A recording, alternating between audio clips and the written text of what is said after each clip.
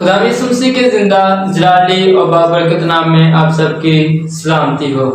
जी मेरे प्यारे अजीजों, आज हम एक ऐसे ईमानदार के बारे में सीखेंगे जिसने अपनी जिंदगी में खुदा यीशु मसीह पर भरोसा किया और उसका ये ईमान था कि यीशु मसीह शिफा देने की कुदरत रखता है। और उसके ईमान के वसीला से क्या हुआ कि उस बीमार बेटे ने शिफा पाई और शिफा पाने के बाद जब वो अपने घर गया तो उसने जब देखा कि मेरा बेटा अब ठीक हो चुका है तो वो खुद और उसकी पूरी फैमिली यीशु मसीह पर ईमान लेकर आई।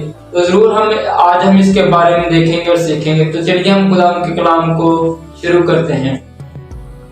जब हम खुदा के कलाम पर गौर करते हैं तो देखते हैं कि यीशु मसीह ने एक ऑफिसर के बेटे को शिफा बख्शी और ये जो अफसर था ये हेरोदिस बादशाह का मुलाजिम था और इसका जो बेटा था वो बीमार हो चुका था, मरने के करीब पहुंच गया था। जब हम यूहन्ना उसका 4 बाब और उसकी 43 आयत से पढ़ते हैं तो वहां पर हमें ये जिक्र मिलता है।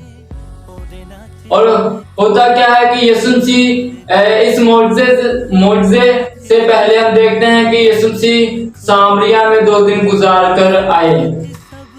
वहां सामरिया में रहने वाले लोगों ने यीशु मसीह को अपना शख्सी निजात दहिंदा कबूल किया। और उसके बाद हम देखते हैं कि यीशु मसीह जब फिर दोबारा गलील में आए, यह वही इलाका है जहां पर यीशु मसीह ने पहले पानी को मैं बनाया था।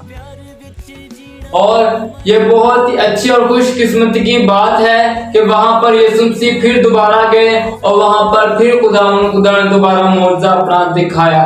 और ये दूसरा मौजज़ा था जो यीशु मसीह ने गलील में फिर से दिखाया। और देखते हैं कि वो बादशाह का मुलाजिम हेरोदिस बादशाह का मुलाजिम जब ये यीशु मसीह के बारे में सुनता है कि यीशु मसीह फिर से दोबारा गलील में आया है तो वो खुद क्या होता है कि वो यीशु मसीह के पास जाता है और उससे कहता है कि मेरे बेटे के मरने से पहले मेरे साथ चल, उसे ठीक कर दे। और यीशु मसीह उससे कहता है कि जब तक तुम निशानों और अजीब कामों को तुम देख ना लो तुम हरगिज़ ईमान नहीं लाते। और देखते हैं कि ये जो मुलाजिम था ये यहूदी था, इसीलिए यीशु मसीह ने कहा था कि जब तक तुम निशानों और अजीब कामों को देख ना लो तुम ईमान नहीं लाते। और इसका ये ईमान था कि यीशु मसीह शिफा देने की कुदरत रखता है। तो यीशु मसीह ने उस मुलाजिम से कहा कि जा तेरा बेटा जीता है। तो मेरे अज़ीज़ों, इस मुलाजिम की हम जब ईमान पर गौर करते हैं तो इसने यीशु मसीह की बातों का यकीन किया।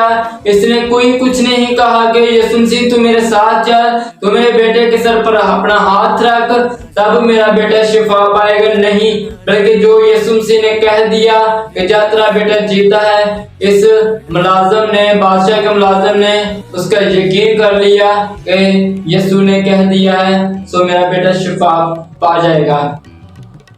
और जब वो यीशु मसीह की बातों का यकीन करने के बाद वापस अपने घर जाता है तो रास्ते ही में उसके नौकर से मिलते हैं और उससे कहते हैं कि तेरा बेटा तंदुरुस्त हो गया है। और जब उसने पूछा कि वो कब हुआ, उसने कहा कि 7वें घंटे के करीब। और देखते हैं कि उसने पूछा कि वो आस्ता आस्ता उसने शिफा पाई या फौरी तौर पर। मुलाजिमों ने जवाब दिया कि उसने फौरी तौर पर शिफा पाई।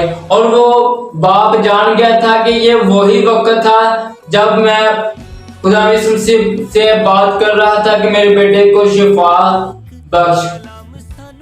जब वो अपने घर गया उसने अपने बेटे को देखा कि अब मेरा बेटा तंदुरुस्त हो चुका है, उसने शिफा पा ली है, अब उससे कुछ नहीं होगा। तो क्या हुआ कि वो खुद भी और उसकी पूरी फैमिली, जितने भी उसके फैमिली मेंबर थे, वो सब यीशु मसीह पर ईमान लेकर आए। आज का हासिल कलाम यीशु मसीह ने जैसे कहा कि जब तक तुम मौजों और अजीब कामों को देख ना लो, तुम हरगिज यकीन नहीं करते, ईमान नहीं लाते।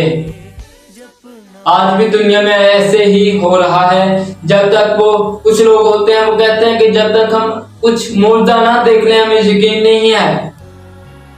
मेरे अजीजों, अगर आपका ईमान इस बादशाह के मुलाजिम की तरह है कि जो यीशु मसीह ने कह दिया है वो हो गया है, तो मैं ईमान रखता हूँ कि आपका ईमान मजबूत है। और कुछ लोग होते हैं कि जब तक तू मेरे साथ नहीं आएगा, जब तक तू मेरे बेटे पर अपना हाथ नहीं रखेगा, मेरे बेटा शिफा नहीं पाएगा। जैसे अक्सर होता है कि चर्चेस में लोग दुआ कराने के लिए जाते हैं, और जब पादरी साहब कहते हैं कि जिसकी जो बीमारी है वो अपनी बीमारियों पर अपना हाथ रखे, और दुआ कराने के बाद भी उनका ईमान इस बात पर नहीं होता कि पादरी साहब ने दुआ कर दी है, हम शिफा पा जाएंगे। नहीं, वो कहते हैं कि पादरी साहब जब तक आप हमारे सर पर अपना हाथ रखकर दुआ नहीं करेंगे, हम शिफा नहीं पाएंगे।